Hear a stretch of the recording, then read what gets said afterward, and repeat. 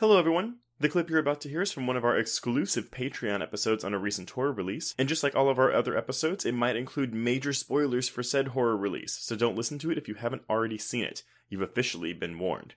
And if you'd like to hear the full episode, just head on over to patreon.com/horrorqueers and subscribe today. Without further ado, here is your exclusive Patreon clip. Welcome to our first Patreon episode of 2022, and it is doing the Hereditaries, which is celebrating the best in horror from last year, the year of our Lord 2021. And thank y'all for voting, because these are your answers. This is like the People's Choice Awards for horror. Exactly. Yeah, we love to open this up to people and get a sense of what really connected with people. So if you didn't listen to last year's Hereditaries, the format here is we sent out public voting lists in a number of different categories. So this year we have 18. Oof. Everybody voted over the course of about 2.5 weeks, and then we closed it down. Trace and I did not look at the results, and what we're going to do is we're going to pick our choice for what should win each category, and then we're going to reveal what actually... No. Well, no. So what we're going to do is we're going to say who we think should win, yes, and then who we think will win, meaning who we think all of y'all voted for. And then reveal the winner. Yes, and then reveal the winner.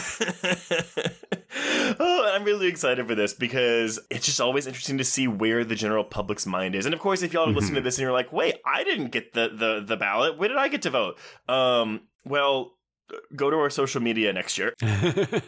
Yeah, we try to keep it open and available to people, so people tend to access the link on Twitter or Facebook. Okay, well, whatever. Why don't we just kick this off? Because there's no more beating around the bush. Yeah, so let's begin with the best horror TV show. And Trace, when we did this last year, we had 5 shows. And then this year, we had so many good fucking TV shows that we had to expand the category to 10 nominees. This was, I think out of all the categories, I think this was the one where I was like, fuck, I think they're all great. Oh, yeah. There's probably about 3 or 4 of these categories where it felt like a Sophie's Choice kind of decision. Like, I cannot pick a favorite. There are too many good options. So, folks, the nominees for Best Horror TV were Brand New Cherry Flavor on Netflix, Chucky Season 1 on Sci-Fi and USA, Evil Season 2 on CBS, I Know What You Did Last Summer Season 1, presumably, on Amazon, Midnight Mass on Netflix, Servant Season 2 on Apple TV, Slasher Flesh and Blood Season 4 on Shudder, Squid Game Season 1 on Netflix, Yellow Jackets Season 1 on Showtime, and You Season 3 on Netflix. So I've seen all of these except for You Season 3, and I have like 5 episodes left of Evil Season 2. Okay, so I have seen all of these except You Season 3, and I haven't finished Squid Game Season 1. Oh shit, I haven't finished Squid Game either. Okay. So okay, so Joe, you did the nominee, so go ahead. What do you think should win this award? Okay, so this one, as I said, this is a really, really tough category. So many fucking good choices. But for me, Servant is honestly redefining horror television for me. Like, it's a show that you and I talked about last year in a special bonus episode. I covered the show episode by episode with Terry Menard.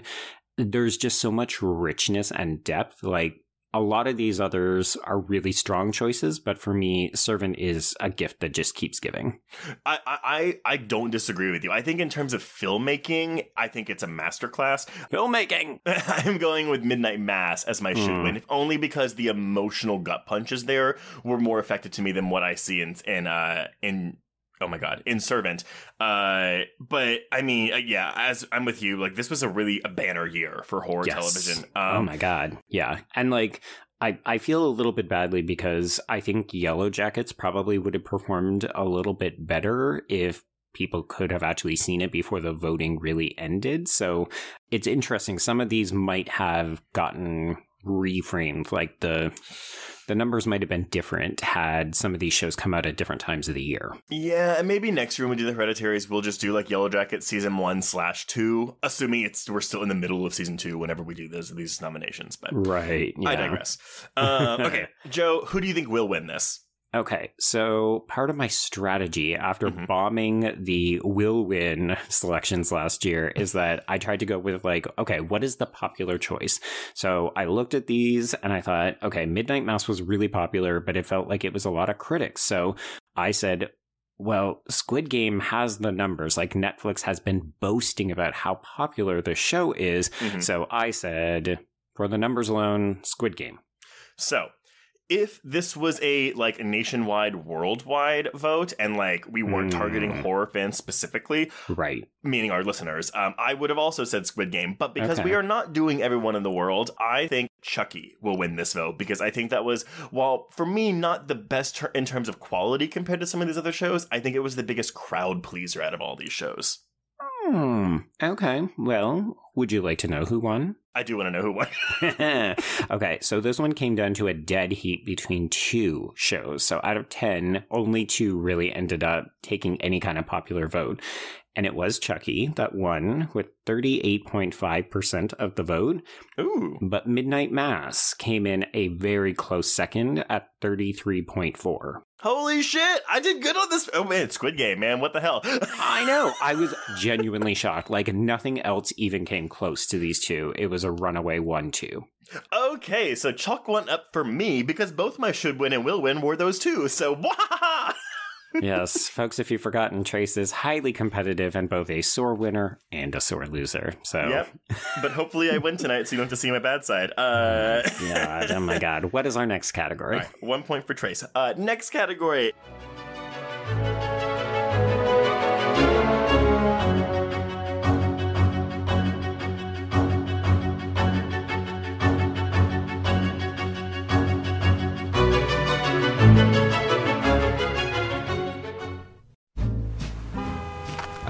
Atlas Avenue, a long stretch of road that encompasses everything the city of Kennett Heights has to offer. Neon lights, traffic, crime, the hustle and bustle of everyday life, and the craziest of characters. My office was above it all. My name is James Locke, and I'm a PI. Hello, Mr. J. How the hell you doing today? Good, Edith. Nearly every year I have a new case. New people to meet, new clues to discover, and new problems to solve. But I do it the old-fashioned way. No technology. Nothing post-1950. Hell, I don't even listen to podcasts, but you should. Atlas Avenue Beat is a spoof of the film noir genre with goofy characters, tons of wordplay, and non-stop raunchy humor. There's also 3 whole seasons out right now with more on the way. Just search for Atlas Avenue Beat wherever you listen to podcasts or visit us online at bloody.fm. Hello, I'm Shelby Scott, the host of Scare You to Sleep, a podcast where I tell you spooky bedtime stories full of creepy sound effects and music that is soothing yet unsettling to help immerse you into a world of horror. This is a show for those of us who have realized horror can be a strange but relaxing escape from reality. Speaking of escapes, sometimes I lead you through guided nightmares, like a guided meditation, but instead of flowery meadows, I take you on a journey through your own personal nightmare. So come get lost in the terror with me. Listen to Scare You to Sleep wherever you listen to podcasts, or find us online at bloody.fm. Sweet screams.